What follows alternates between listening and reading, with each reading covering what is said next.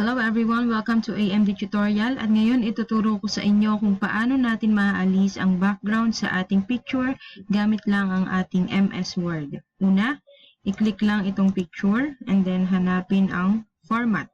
Click format and then click remove background. Pagka-click ng remove background, ito ang lalabas dyan.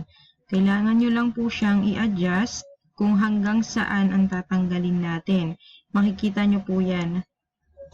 Yan. Pagka po na-adjust na natin, i-click lang po itong keep changes. Yan. Nawala na po yung background niya. Ngayon po, may napansin kayong natira dito. Paano pong gagawin natin dyan?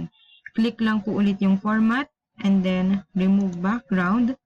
Click nyo lang po itong mark areas to remove. Pagka-click nyo po nyan, dali nyo lang po dito, mawawala na po yan. I-click nyo lang po to. Then ito, yung mga dapat pong alisin, click nyo lang po ng area yon. Ayan, nawala na po, color violet na po siya ulit.